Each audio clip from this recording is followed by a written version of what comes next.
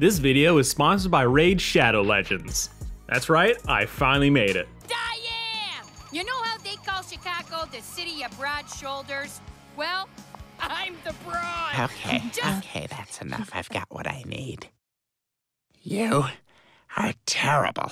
Chicago Party Aunt is the latest in a long line of shows to come out and succeed at making you question if you've seen this before. Family Guy started it, Brickleberry killed it, and everyone else has been making that corpse dance till the end of time or till general audiences develop some taste. This is the animated adaptation of a Twitter account run by Chris from Love and was sold almost entirely on its title, which is 2 pronouns away from being an isekai. This show had the internet deck stacked against it, coming out right after The Prince, but I can happily say that it is not good. I'm just kind of sick to death of not really just this style, but the tone and comedy being the de facto for all adult animated properties. Because I think we all deserve just a little bit better than that, and I feel like all the people that are making these shows deserve a little bit more too. Because they're getting trapped and locked into this one view of what a show can be. We'll get more into that after I officially ordain myself as a real YouTuber with my sponsor, Raid Shadow Legends. Raid Shadow Legends is pretty much an institution in the YouTubing community. Everyone talks about Raid Shadow Legends, everyone memes it, and everyone should be playing Raid Shadow Legends. Do I get paid every time I say Raid Shadow Legends? You're goddamn right. Okay, let's talk about one of my personal favorite bosses, Sir Galworth, Guardian of the Arcane Keep. Unlike most of the other Potion Keep bosses, this dude is actually pretty nice. Sort of like a paladin. Tasked with protecting arcane knowledge so only the worthy can use it. He is the guarding arcane potions, and he's checking to see if you are worthy of getting your hands on them. So to do that, you gotta beat him up. He can be tricky if you're not ready, but he's one of the more straightforward bosses in Raid.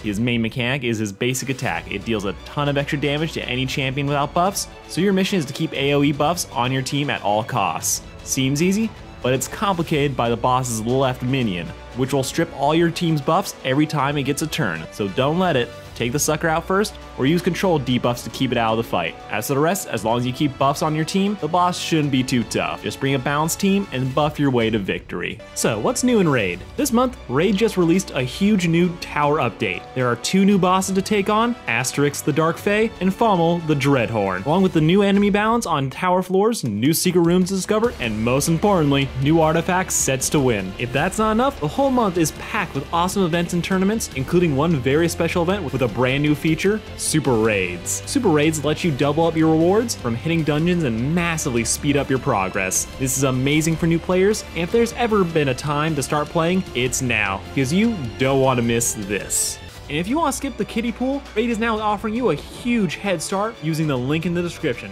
And for a limited time, you can get Epic Hero Kanoro, 200k silver, which is insane. That's like 4 times the amount they usually offer, all by just clicking the link in the description. Or use the QR code right here. And come on, I mean, after like 5 years of always hearing about this, it's about time you click on it and find out what all the hype is about. Search your feelings, you know this to be true. Now let's get back to that review. Chicago Party Aunt isn't as bad as I thought it would be. Terrible. And you can catch all 7 funny jokes on YouTube because you do not need to be here to watch it. But fair is fair, let's talk about the 2, maybe and a half things that I liked. The main character isn't one of them. RuPaul is pretty funny though.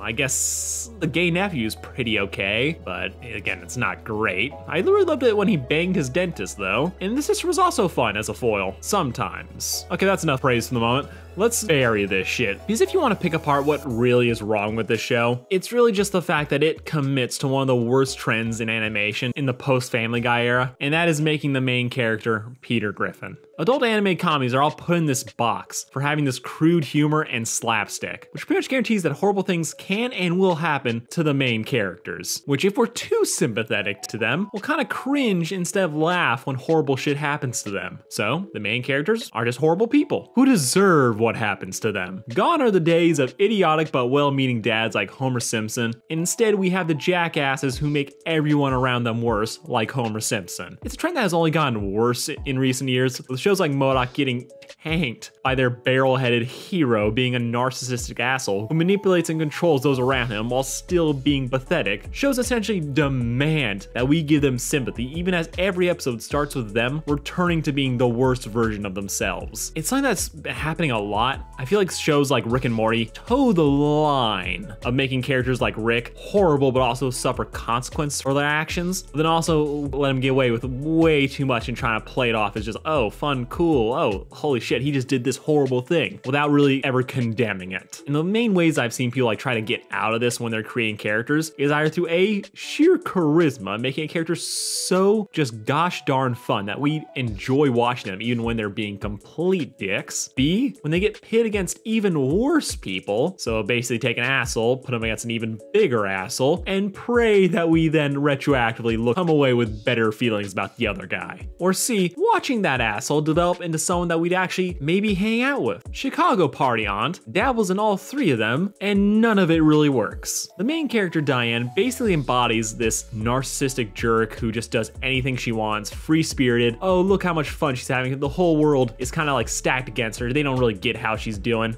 but then we just don't like her. And this does the show a massive disservice. Whether it's talking down to her nephew for wanting a job at a hippie Starbucks or endangering him so that she can hide from her own issues, Diane is just shown again and again to not be a great person, but her horrible actions are then used as a source of comedy, which fall flat by the fact that she's not that likable, at least to me. Again, this is very much my opinion, how I took away from the show. But to me, Diane was just... Don't I look like an Instagram hoe?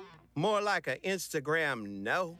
Like, your mileage may vary on this one, but despite being voiced by Scorpia herself, I hated Diane. She's basically just a bunch of tropes slapped together. She's every Chicago-aged party girl stereotype wrapped up in a muffin top and references. This show committed to making her the Chicago party aunt and little else. Like, she is basically trying to be the true Chicago person who, while rude and ignorant, embodies the city and those around her, which can work and has worked in other shows, but it's not funny, so what's the point? But the show just struggles to make what she does actually comedic. He's like, again, we start off with that, oh, she's up against something else that's just cramping her style angle, with her old rundown salon getting renovated in some bougie New York style hip one, causing her to clash with the new manager over the new rules and regulations. So basically sets up Diane clashing with this new different way of doing things. So it kind of leads into that fighting the bigger asshole trope. But here's the problem. The new manager and the rules and regulations that she has to now follow don't go far enough. Like, yeah, it sucks that she's being told, oh, you can't spend so much time with this customer. No, you have to be doing like PayPal or do training montages or can't drink at work. But none of the stuff that they introduce, with RuPaul playing the manager, none of it contributes to build into this insane controlled environment that we need to draw comedy from, or to make the way Diane does things look better by comparison. Like, she's showing up drunk to work, tries to bang clients, and has no idea how to work technology. She's kind of a train wreck, and I sympathize with her boss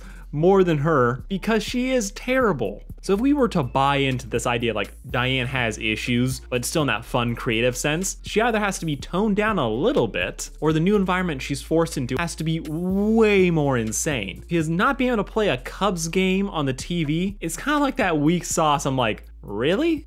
That's it. It's annoying middle management crap, but it's not bad enough for me to justify, okay, yeah, this is annoying, but this is terrible. And that just kind of falls through for the rest of the show. The humor just doesn't work here because the people and things she's being rude and gross to don't fully deserve it. Like, new age hippie Starbucks is aggressively meh, but it's not actively intruding on her life. Like, she fucking chooses to drink here every day. So her being the one that caused the problems, just like the salon, caused the comedy to fall flat. Like, if you're gonna have this super PC coffee place, don't just make a pronoun joke, go fucking all the way with it, so that her crop dusting the vegetable aisle would actually be funny, or the times when she fights with her boss, we would actually be on her side. Being the stereotype that she is, and the trouble that she brings, and then on top of the show wanting us to feel bad for her, it doesn't work. Like the first episode, she's mad that her sister is kicking her out of the condo. It's an easy underdog setup to get us behind Diane. But Diane, beginning, asshole. So I'd like somewhere with a pool. Above ground is preferred, and I need a 3-car garage because I gotta park my Camaro horizontally. Okay, that's a lot of amenities.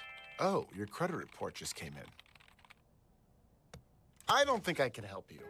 B, her sister Bonnie is doing this not to spite her, but to help pay for her son's college fund, and it makes Diane the unreasonable one here. Like, yeah, it sucks that you're getting kicked out of your place and you have shit credit, but it isn't your sister's fault for putting her son's future first. With even the resolution being her just getting the underage nephew drunk and talks him into delaying college to figure himself out. Like, it's not a strong resolution, but her causing good things to happen almost in spite of herself. Like, I'd say the only time Diane is really funny and good is in the tailgate episode where she and her sister have to team up to fight an even more obnoxious family of tailgaters, or when her second husband reappears and he's a QAnon racist. Diane, wait.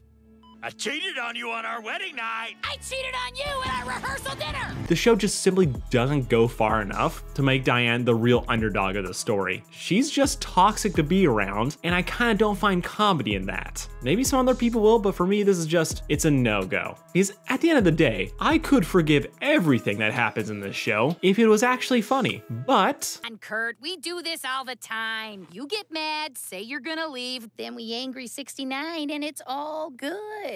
Yeah, I didn't find the show funny. Like, not even a little bit. Comedy is subjective, so maybe this just isn't meant for me. Like, real talk, if you thought this show was hilarious, tell me why in the comments. I need to know. Because this feels like it was written for a certain audience in mind, and that's just for people that live in Chicago. With so many jokes and references to the city, its culture, and celebrities, and I had no idea what the fuck was going on half the time. Like, they'll talk about sports teams. I was like, okay, I can get that idea. Local weatherman. Okay, you lost me. The Bears. Lost me again. You're from Chicago? Well, Yorkville, about an hour away, but you know how this city loves to claim people. Okay, that was funny, but only because I live near LA and I know how they do that shit. But I feel like a lot of the jokes, but not having that foreground knowledge just cut me out of a lot of the comedy. And I know, as someone who makes a lot of references, this is very much the kettle calling the pot black, is a bit disingenuous. My main issue really kind of lies in the fact that you can tell what some of the jokes they're trying to make. When they list off a bunch of Chicago areas, you can kind of figure out, oh, these are the nicer upper parts. But when they're making as many references as they are, I was lost. And when it's not a reference, it's a joke that doesn't land, so it just leaves me thinking, what the fuck's the point? And here's a small tidbit about me. I'm a firm believer in the 3-episode rule. Give a show 3 episodes to win you over, or wait to hear about when it really gets good from other people. But if I wasn't reviewing this show, I would have quit this by episode 1, which is me being generous because I actually wanted to quit 7 minutes in. But while it did get better, not by that much, and I'd rather be just rewatching Lower Decks. And I'm not even a Star Trek guy, but a big thumbs up to that show. Chicago Party Aunt is a swing and a miss on so many levels, but it does have a scant moment or two of brilliance, with Mikey being an okay character who is your cliche pathetic introvert who tries to party. And I'm glad it doesn't make him being gay his whole personality, as it's just treated as normal, but I've also forgotten everything he said, and I've kind of just assumed by this point he's voiced by Ben Schwartz. And I do think that the best character in the show is Gideon the manager, voiced by RuPaul, with his sassy disdain for Diane being an absolute highlight, stereotype that it is. It's a low bar, but like most Netflix animated shows, I do think the vocal performance are strong across the board. They're just struggling with what to do with this script. Like, Bob Odenkirk is here, and the man never misses. Halloween.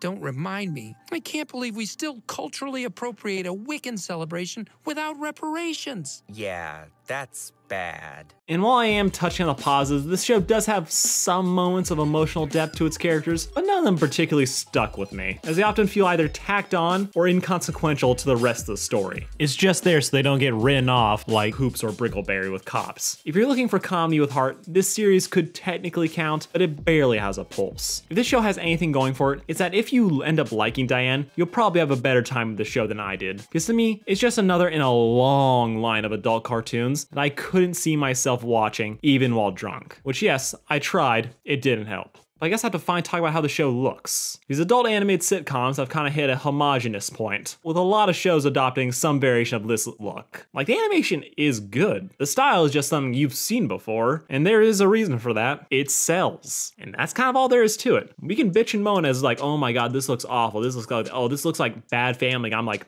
but someone still made this. Like, when executives are trying to greenlight a series, they want to take as few risks as possible. And sadly, despite mega hits like Family Guy, Rick and Morty, and the The Simpsons being in existence, there's this idea that to be successful, this show has to be like those other big hits, meaning that they'll greenlight shows with not only a similar appearance, but similar comedy as well. The artists and storyboarders put a lot of effort into making these shows work as well as it does, but these shows all feel like they were created for people that don't like animation. The stigma that the cartoons are for kids in spite of having some of the longest running shows in American syndicated history, all the beauty and potential of the medium is ripped out to be as bland and inoffensive as possible, to get that imaginary everyman who might be turned off by something more visually striking or weird, or God forbid have it look slightly anime-ish. This mold has trapped cartoons for adults into the sitcom formula with funny people and raunch humor. It's not that the creators are trying to be Family Guy or aren't talented, it's executives who want to make the next Family Guy and leaving a lot of other ones to not be picked up, or changing other ones to fit what they think will sell and not what people will actually watch. And the fact that everyone keeps saying, oh, this looks familiar, oh, this feels like something I've seen before, that's the fucking point. They want you to feel familiar. They want you to look at something like, oh yeah, I think I've kind of seen something like that. I guess I'll click. And yes, I do want the variety, but I'm also okay with the show looking like this if I still enjoy the comedy. F for Family, I really like. It's funny, it has heart, it has all these great moments. A lot of like cartoon fans now, the fact that it does fall underneath this look has caused a lot of people to not watch it. But maybe for a lot of people, the reason it looks like it does is what caused them to do it, to check it out. It's just this no-win scenario that I honestly don't know how we're ever gonna get out of. It's not just one person or one show that's doing this, with a lot more issues going on. We pretty much are living in a bottleneck of what does and doesn't get made for mature audiences,